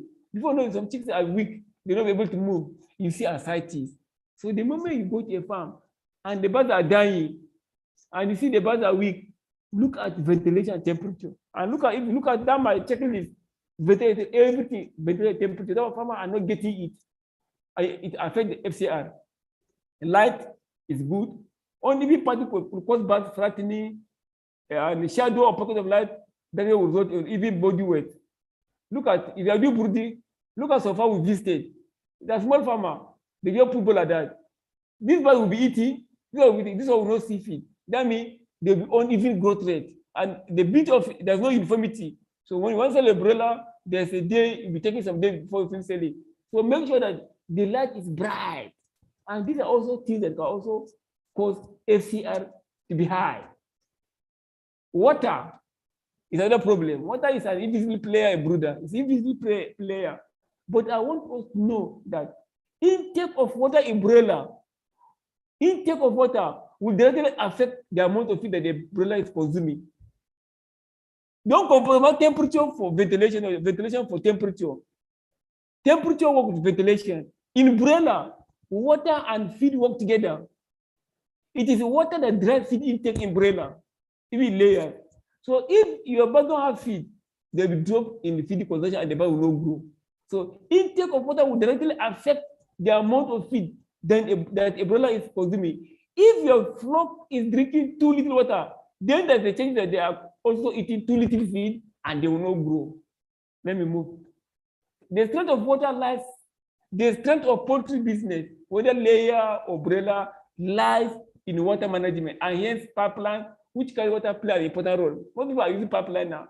So this pipeline also block. So that's why we advise keep on cleaning, especially when you are doing brooding. You know, if you look at the pipeline for brooding and pipeline for layer, the same pipeline. So you discover that the water consumption in day old chicks is moving slowly because the birds don't consume too much of water. So water tends to stay more in drinking line than adult birds. So if you have hard water, you may have bacteria. And that's why sometimes as a veterinarian, if you go to a farm, you have to know the difference between water utilization, water consumption, and water wastage. So that was how many water your birds are drinking. Oh, they are giving 500 liters of water. You give, okay, you go and also drop. At the end of the day, that birds are taking 300 liters of water. That's why veterinarian don't talk to farmer on phone. By the time you go to farm, you see a lot of things. And we have to tell farmer that veterinarians in the business are the most expensive, cheapest ingredient in their own poultry business. I can tell you that. All over the world, vets are very cheap because I have done costing for 27 years of my practice. The cost of drug, the cost of vaccine, and the cost of veterinary charge in poultry production is always less than 2%. It can never for 2%. Do it by yourself if you see it. In poultry production, whether layer, cockerel, broiler, the cost of drug, the cost of vaccine, the cost of veterinary charge is always less than 2%. Feed is 70%. So, but farmers don't want to pay for our service. So we need now to wake up but we need to tell them. It's when we open their eyes, they will now know and they'll pay for our service, like what other our colleagues are doing. But if you don't know, problem. I'm trying in Southwest now, most farmers, I don't allow them to do fowl pox again by themselves because giving fowl pox like easy, just jump and put it. It's not like that. Fowl pox, I told them as I'm giving fowl pox, you are also weighing the birds and check for life. So fowl pox is the most dangerous operation, the most difficult operation in poultry business, in layer business. It's even more difficult than DBK. But if you ask for a professional now, you ask for someone, they say DBK is the most difficult. It's a lie. Fowl pox is the most difficult operation in poultry business. It's when we tell the farmer, they will not understand because, like I told before, the inflation point in layer is 12 weeks. Isa Brown, by 12 weeks, is supposed to be 1 kg. If they don't get 1 kg, those birds cannot perform. And that's why we are telling farmers that all farmers shall bring their fowl pox to 12 weeks and let a vet do the fowl pox. So that 12 weeks, as the vet is doing the fowl pox vaccination, he shall separate the young ones aside. You are doing two things. I check for life. You separating the young ones alive, young ones. By the time you remove the light ones, you still have 6 weeks before the 12 weeks, so that the vet now will work with nutrition, how to feed that one, so that they can catch up in weight before that 12 weeks. If you wait till 9 weeks or 8 weeks, it's too late for them to catch up. And also in layer, the highest growth rate of muscles and bone is at 7 weeks. The highest growth rate, percentage growth rate, is at 7 weeks.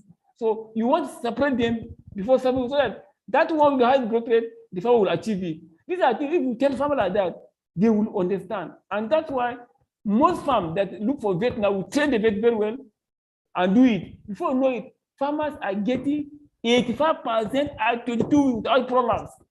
So if you are managing a layer farm and the farmer is not getting 82% or 85% at 22 weeks, there's no way they can follow us. But when they see that they're getting 85% at 22 weeks without problems, they will not pay for our service.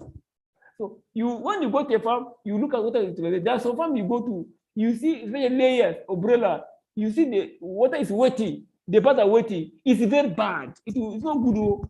So you have to understand and adjust as a veterinarian, advise them how to adjust. And that's why we have people like Dr. Okeke. There's one doctor, Okeke. He even did veterinary practice. He's consulting for these cages, how they lay out building. Let's do all this. Let veterinarian do that one. You can learn about how to get your carpenter, get your bricklayer. That's how we can make our money. Let's forget about looking for equal life. I can tell you, in no distant time, a farmer will no longer need the service of veterinarian, because things are getting, people are getting awareness. Is it equal life? Is it salmonella? Is it clostridium? Those bacteria are easy to handle without antibiotics now. Those bacteria, we know their characters, why they stay in the GIT, who temperature they need in the GIT, which pH they need in the GIT. Scientists have discovered that it's very easy to eliminate them. So if it's got a very short time now, people don't need antibiotics again. I can tell you that. So what we work on veterinarian? So we need to think out of the box. And even the school now, the school curriculum, they have to change it.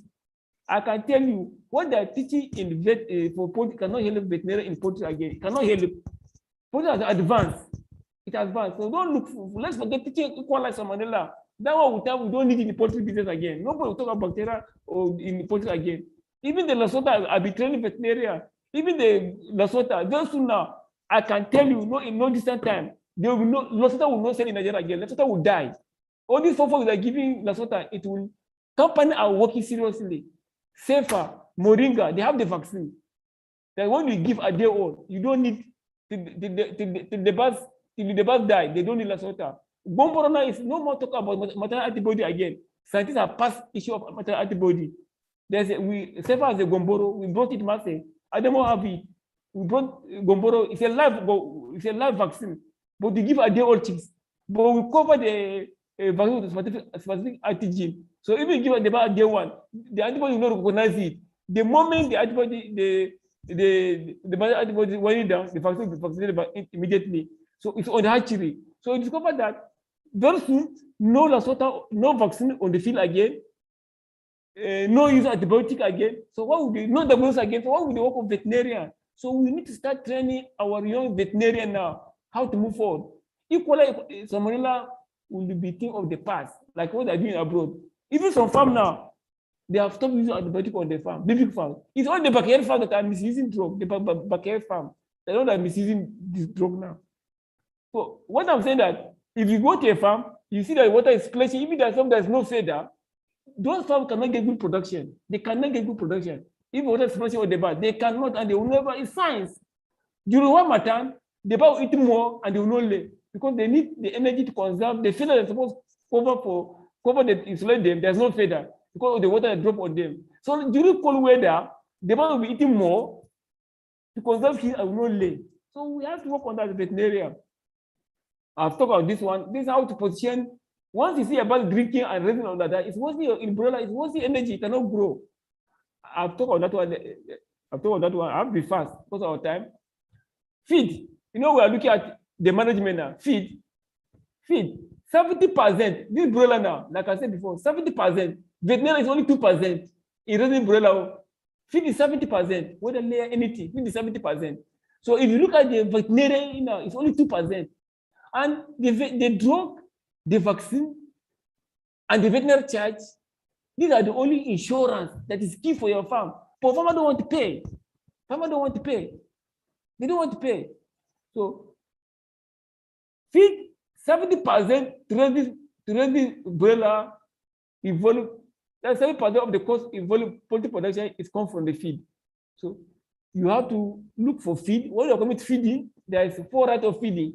There's right quantity, right quality. You have to know, you have to calculate how many, but though it's for broiler, even for plate, first one we let's assume is at the lipton. But later you have to calculate the right quantity, the right quality, the right time, and right place. When I say right place, there are some people you see feed on floor. That means you are putting the feed on floor. Then as a veterinarian also, basic quality check, I will advise professional. Before opening the bag as a vet, is it a correct feed? I've seen some farm, the bird no grow. Instead for chick starter, they're using chick fish. They don't go and buy chick fish, they forgot. So is it a correct feed I'm buying? Check the bag tag. Always check the bag tag. Don't assume. Check bag tag. For broiler, very key. Best before date or date of manufacture, check it. It may be the feed are still longer in where the farmer is selling, or the the in out all in all out. They don't follow it in their store. We discover that one. So always check. Is the bag dry? Ask yourself, is the bag dry? Can you feel any clumps or lumps? It's very important. Does the bag look old or does it's very, very important? And also, after opening the bag as a veterinarian, does the feed look fresh? No mold or flour or working dust, etc. Does the feed smell fresh? Because the broiler feed smell very well because it's high protein and they use a lot of full fat soya. So it smells very well. Does it smell? No rancid or strange smell because they're using full fat soya. If they keep it, and most of these feeding store, they don't have window because of rat or thief, no window. And you remove time, they close it. Before you know, that oil inside the feed will become rancid. And it's a problem. So as a vet, always check. And that was also some of the veterinarians that have shop. Let's do the right thing so that we can use you as an example. Don't put feed on floor, on pallet, and there should be space in between. Don't allow the feed to lean on the wall. If you're a veterinarian, you're selling feed, and the feed is leaning on the wall, there's a problem already. So those the feed, these are things that you can even use, teach farmers so that veterinarian can set a standard. And rat proof, they should run in that place. Does the feed taste fresh? If you could answer all this, then chicken can probably also say yes to you. Very important for feed. And do you know why I'm emphasizing on feed? Because I say early feeding. And as a vet, the weight of the small intestine increases 600 times in first 7 days. I want you to understand as a vet, the weight of the small intestine of broiler increases with 600 times in first 7 days. So very key. And look at the growth rate of broiler. For first 7 days, there's rapid development of the goat. That's 600 times. That was 600 times in 1 week. There's rapid development of the goat first 7 weeks. Then the first 2 weeks, the development of skeletal and bone mineralization. This one also, we are missing some issues, even farmer. At this point in time, for the first 4 weeks, don't use linoleum for broiler. Don't use like irofloxacin or ciprofloxacin for broiler in less than 14 days. It's not good because of this development of skeletal and bone mineralization. If you use linoleum product here, it causes laminates in it affects the cartilage formation of the broiler bone. So you see laminates.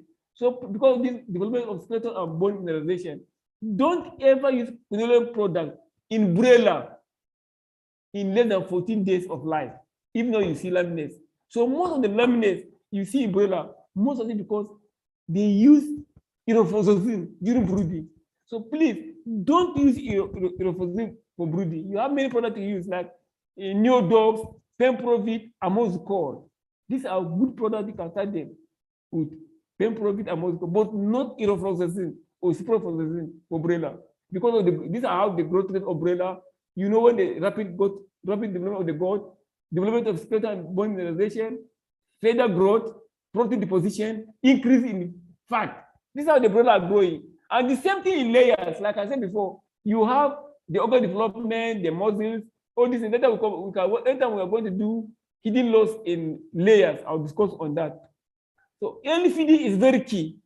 That's first of all, delivery time. Because if there's early feeding, it increases resistant disease. Early feeding improves muscle development in broiler.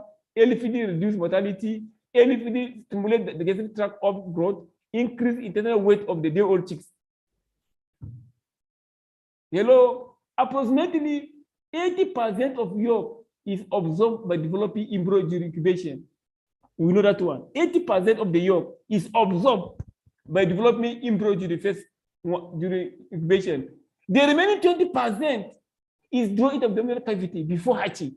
Get that point as a vet. Approximately 80% of the yolk is absorbed by developing embryo during incubation. The remaining 20% is drawn into the abdominal cavity before hatching. Get that point.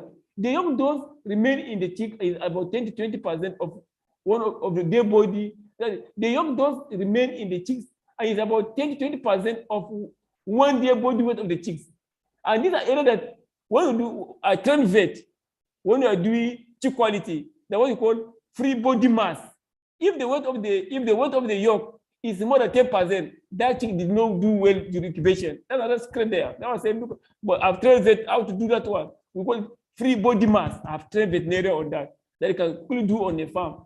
You know whether the birds have utilized this yolk during development. These are some of the key things you use for assessment of the old chicks. If feed and water are not consumed by the chicks at optimum, if feed and water, if feed and water are not consumed by the chicks at optimal and as early as possible, there will be delay in yolk consumption. What I'm saying here is that the remaining 10% of the yolk that remain in the old chicks that they stay for 2 or they didn't die.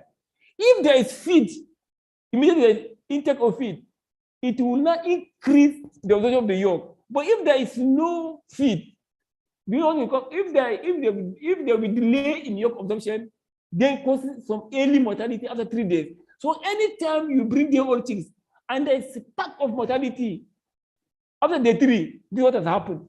So to avoid it, give feed as early as possible at delivery time. That's the point I want to make here. So anytime you are collecting pullets, either broiler or layers, and there is a pack of mortality after day 3, that means the fault is from you. That's what I'm trying to say. So these are what we go. Some people see some farms how they are wasting feed, stimulate feeding. Sometimes as you unbox the bag, you stimulate the feeding, like walk chicks for the first 4 hours. Every first 4 hours, walk the chick. If there is cages, you can move and hit the cages. If someone will sit down, because a chicken will feed approximately every 4 hours. Chick feed every 4 hours. That was it. Walk the chicks every 4 hours so that to stimulate early feeding. And refresh feeders need 2 to 3 times per day. Not that just go and put and go. Workers, they go and put plenty and go and sit down, ability to music. No. Refresh feeders need 2 to 3 times per day. The goal rule is that never allow the feed tray to run empty during brooding. Every gram consumed in the first week is converted into body weight. And 2 hours after arrival of the old chicks at your farm is when you do crop check. So I will also advise that to encourage early feeding, you put paper, you put feed on paper. Get paper. Cover your brooding pen with 90% paper. 90% of the brooding pen shall cover with paper. Even these are our brooding pen on the farm for layer, because they will say put feed on the paper. Put feed on paper. Not that you put paper without putting feed. No, you put feed. And we are also importing what we call chick paper. Adamo is we have it plenty and it's fast selling. We develop that product with a insect here in Holland. They have what we call chick paper. Just show you the importance of early feeding. We call what we call chick paper. You put it in your body, you lay it down. So the birds will now move on it. If you move on it, it's making noise. It will attract more birds to come to that place. And as the bird sheet, even the newspaper will absorb the sheet. But you put the paper you put the feed on that chick paper. And after 5-6 days, the paper will automatically become litter. But this one, you have to remove it. That's the only difference between this and our own, and hygienic free. But this one, when you put the chick paper, you remove it after 3 days. Whether broiler, you are brooding broiler, you are brooding layer, please put chick paper for the next 3 days and spread feed on the paper. Spread feed all over, both in the drinkers, the feeders, and the paper. You can see here the butter, you can see how they are eating. Just stimulate easy feeding. But after 3 days, remove the paper. Don't keep the paper more than 3 days. And also, anytime the paper is wet, remove, within 3 days, remove and change. Because you know why you want to do like that is that this is our formulation for that 23 years. What I discovered that when chicks arrive on your farm, 20% will be eating, 20% will be drinking, 20% will be resting, and 20% will be playing. So to promote the early feeding, because I told you the weight of broiler will increase by 600 times in 1 week. And it's when the broiler eats. The intestine is the only machine that converts feed to flesh. So the more they have feed earlier, the more they convert feed to flesh. That's why you allow them to feed. So instead for when the chicks arrive, instead for 25% eating, 25% drinking, 25% resting, 25% playing, we are now suggesting that let 75% of the chicks eat and drinking and 25% resting and playing. And the only way to achieve that one is by putting newspaper or chick paper. That's the only way. We are not changing the old model. This is the old model before. Just put chico on the tray. Maybe calculate one tray for 60 or 50 chicks and put here. This was happening. But now with the new model now, put newspaper or chick paper for Adam. We have chick paper. You will not discover that 75% will be eating and drinking, 25% will be resting and playing. And to cross-check yourself whether it's like that, that's why we suggested that you do crop check 2 hours after placement. And this 2 hours after placement, you make sure that the 2 hours after you must unbox the bag, you make sure that the chick is still with crop. 75% of the chicks have feed and water. And this 75%, I'm saying that it's not that all the bags 75%, just weigh, just select 100, just like in weighing, always 100 or 1% of the population. That means if after 2 hours, 75% don't have feed and water, something has gone wrong in your breeding. You fully check. That means if crop check feed is not achieved, then something preventing the chicks from feeding and drinking, and action will be taken to overcome the situation. Let me have the sense of veterinarian where I train them. I just give one example of farm in a pay. You come and do crop check. All this assessment we do for them. So farmers are aware of it and they get the result. After I did the crop assessment, I discovered instead of 75, I was getting 35. 35. That means I still have 40% problem. So I have to do what we call auditing. Check the drinkers, are they okay? Are they normal? Check the litter, check the temperature, ventilation. Everything was okay. I was confused. I have to go to the feed mill, only the ingredients one by one. Behold, I now discovered that they are using pancake oil. And that pancake oil, it has gone rancid. That's what the birds are not eating.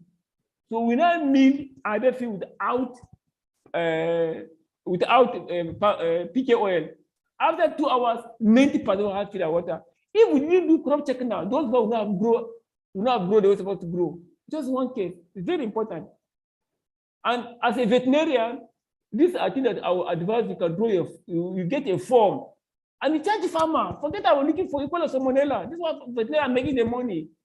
You fill a form like this, evaluate what we call evaluate crop field, and indicate result on form like this. You put your company name there, crop field, number of birds, I say 100. Or if you like, you can go for 1%. You put the evaluation. If it has feed and water, you feel pliable. If you check it with your hand on the crop. If it's hard, that means only feed. If it's soft, that means only water. If it's empty, that means the bird not take anything. So now you put your figure here. You are able to get 75% feed and water after 75 hours. So you are all organized that. By the time you get the result, you show the farmer and work hard and achieve that one and collect your money and move. And farmer will see result. Look at what you have done. Look at me, look at it. As a vet now, you are looking at day-old chicks. For as a farmer, you say these are day-old chicks. But as a veterinarian, you don't say this is day-old chicks. You are looking at the machine. I don't look at day-old chicks here. I look at the machine. And this is how veterinarian should be making the money. If you go to farm like that, you move something like that. You do demonstration, and they will see. Look at this bag. Look at this bag. Look at this bag. They see as if they are all day-old chicks. But me, I'm looking at the machine. Look at what happened here. I keep the bag. Look at them, the A, B, C, D. Look at the big one. Look at the intestine, very big. Look at this one, very big. Look at this one, very, this one bigger, this one. Look at this one small. What is happening here now is that these birds are the same age they brought to your farm. They're the same day. They had it at the same time. If these are broiler now, this one, you sell this one, maybe till after 5 days or 1 week before you sell this one. That's 1 week. For you to attend the weight of this one is a lot of money. So that's why we need a vet from day one. How you can now work on this one. It's another training on its own. I cannot be able to say this one. How you cannot achieve your own formulation, the drug you can use, separate them. It's another training, maybe we have to organize on that one. So these are what we call intensive is the bird feed conversion machine. It is from here the feed is converted to either growth. So you can see that you have to work as a vet. This is why a vet should be making the money, but someone don't know. If you sit down and calculate, oh my God, it's a lot of money here, and they will pay us very well.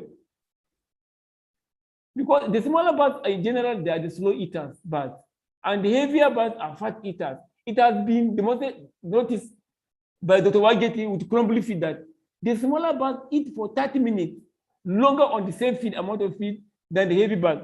What I'm trying to say is that I've done a calculation, a research, that if we keep this bird together, if we keep this bird in the same pen, if this one can take 10 grams in 1 minute, this one will take that 10 grams, that 1 gram in 30 minutes, the same feed. So that they are slow eaters. This one do not become the small eaters. These are heavy eaters. So if we keep them in the same pen, this will keep on growing, this will keep on becoming smaller, and the farmer is losing. But we can give you a formula out, all of them will be at the same age. That's why a vet will make money. And that was the reason I said that let a vet do fowlpox, so that you work on these birds, you work on them before 1 week. But in broiler, you have to sort them at 1 week, so they can get even 3 or 4 days. You can sort them, the smaller one, and put them on different diet, high diet, or give them capro amino acid or vitamin trace oral for them to grow very fast. So it's another discussion that maybe if after we go to discuss on that. Then we now go to disease. I put the slide because of time. As a vet, identify broiler health problem. Let's limit farm blindness. As a vet, let us limit farm blindness. I discovered that most vets will have farm blindness. I can tell you. And I have a document. Write a document. Why Nigeria farmers before, now they are employing expatriates than the veterinarian. And some of those expatriates that are coming to Nigeria, they are not sound like us. Some are not even vet doctor myself. Some are animal science, they call them vet doctor. Some are veterinary science. But they still do better than us. Why? In fact, the problem is not that we are not intelligent. We are more intelligent than them. Because I can tell you, most of them are asking me questions every day, those expatriates. But I can tell you that the problem with us that Nigerian vet, that we have what we call farm blindness is disturbing most of us. We don't sit down and audit it. We are rushing and giving results. We don't sit down and audit a farm. So we need to sit down. If you go to a farm, don't rush, audit a farm. And I'm still pleading those that have lab, they are messing up farmers, the lab. If you go to a farm, it will help you with the lab result. For example, if you have a farm that have biofilm, you see E. coli. If the mother you see E. coli, you treat, the E. coli will go, but it come back. But if you go to a farm and say that they have biofilm, you treat. If the farm has by security, they will have E. coli. If you come to lab, you see E. coli, you say go and use a mosquito, go and give gentamicin injection. The mortality goes to come back because the audit was not done. My own is that as a lab, if you say this farmer has found E. coli, what is the source of the E. coli? That's audit. If there's salmonella, what is the source of the salmonella? Until we do like that, we will achieve it. And farm blindness. So let us avoid farm blindness. Don't talk to farmer on phone. That way, any farmer that call me, I'll look for a closer vet there to go to the farm. I don't tell you do this. And that's why on a platform, I don't allow diagnosis and prescription. I know some of our competitors, they have turned their platform to diagnostic platform and prescription, which is unprofessional and very wrong. I know there are some platforms that even put out exit with annoyance. So a lot of our competitors, they have open platform for diagnosis and prescription, and they are mess of farmers. We can only talk. I have 28 platform farmers that I have. In fact, even this week, we created more than 10 broiler platform, broiler hub for Malaysia. They put me on the admin there, but I told them no diagnosis, no prescription, purely management. If you want diagnosis, look for vet, look for positive expert. But some competitor, they are doing concept drug, and we have to checkmate that one. The VC have to work on that one. Then use your senses to avoid farm blindness. You must use your senses. We don't use it. I'll come to that. Do frequent inspection beside usual tasks. If you're a vet on the farm, do frequent inspection beside the usual tasks you are trying to do, and look for flock to chicken. A lot of us, veterinarians, tell us the truth. I have opportunity to go around. I can say it, most of veterinarians, that is question veterinarian.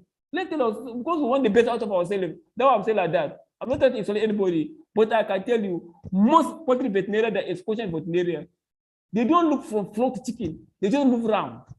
And that's why if we go to farm, they say, I don't know why are you, because if I go to a farm, I use my senses. All the farm senses go give me, I'll activate it. And I'll be saying like that. And if I go to a farm, I don't want anybody to follow me. Because the moment you're moving with somebody, there's no way you can use your farm senses. So if you're a consultant, you're a veterinarian, you're listening to me, and you go to a farm and you move with the order, you are not a veterinarian. I can tell you that. If you're a veterinarian, you go to a farm, you're moving around with the owner, with the manager, then you're not a consultant. You cannot get anything. I can tell you that. So you cannot look from flock chicken. So what I do, anytime you go to a farm, move along and don't rush. Don't rush at all. Look from the flock to the chicken. Then you come out with a result. I can give a story. I was in Kano. He's a major general. He invited me to come to Kano, he has problem. The moment I entered the farm, we said, "Oga, please go your own, let me go my own way." I entered the farm around 9 o'clock. One pen, I spent 5 hours. 5 hours in one pen. And I got the problem. In fact, the problem was there is no lab that he didn't go to. Even ABU, he got lab.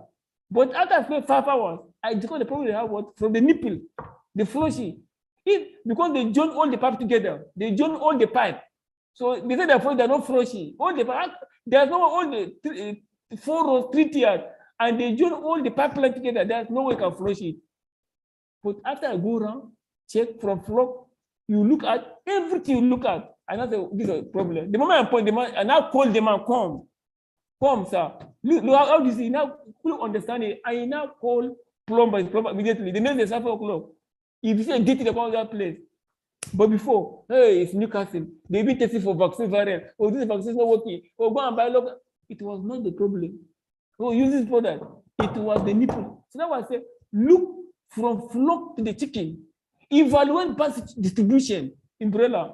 Evaluate droppings. Are bus alert and active? Please, as a vet. And that's why I said these are the 4 senses. 4 tools going to give us free. 4 tools. Your nose, your eyes, your ears, your brain. I say investigate, observe, and act. That's all you can say. Look, think, and act. Don't rush. Think. You have the nose, you have the eye, you have the ear, you have the brain. In fact, those 4 tools are more than any other lab in Nigeria, in the world. They're the best laboratory in the world. Then we have the mouth. I didn't put there. You can also taste food. You can also taste vitamin on the farm that milling. If the farm body, you can taste it, but I didn't put it there.